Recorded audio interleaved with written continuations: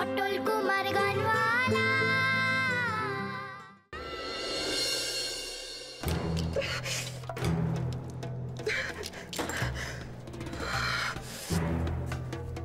Thank you মা। ওমা,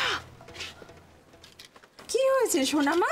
এই যে তুমি বললে এই বাড়ি থেকে যাবে না, তাই। তুমি খুব খুশি হয়েছো?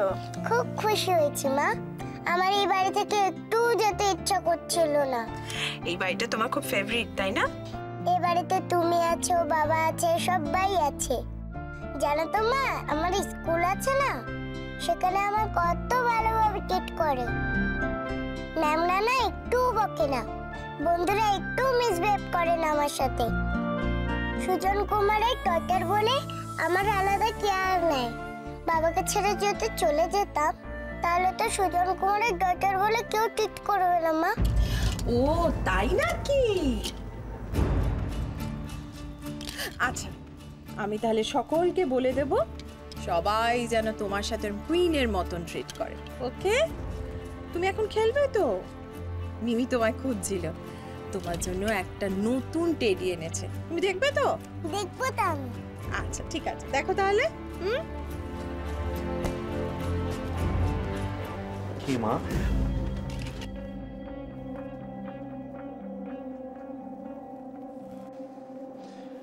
Thank you Aditi, really thank you.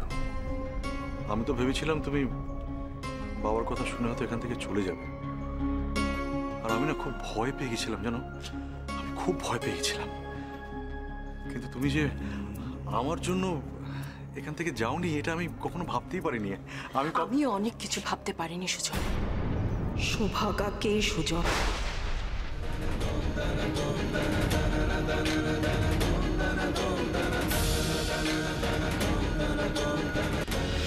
আমার চোখে দিকে তাকিয়ে বলো সুজন, সুভাগা কে, কোথায় থাকে, তার সাথে তোমার কি সম্পর্ক?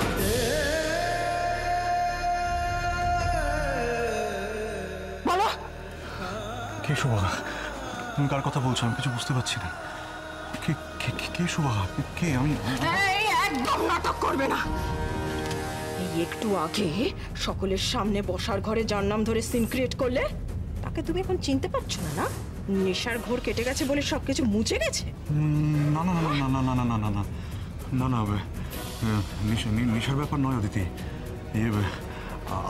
আসলে ওই কি হয়েছে, আমার খুব জ্বর এসেছিল তো, ওই জ্বরের ঘরে আমি কি বলেছি কি না বলেছি আমার কিছুই মনে পড়ছে না, কিছুই রেজিস্টার করছে না, তাই আমার না কিছু মনে পড়ছে না। তুমি কি বলছো আমি কিছু বুঝতে পারছি না। জ্বরের ঘরে এরকম গাইয়া না, নিশ্চয়ই তোমার কোনো অ্যাফেয়ার হয়েছে।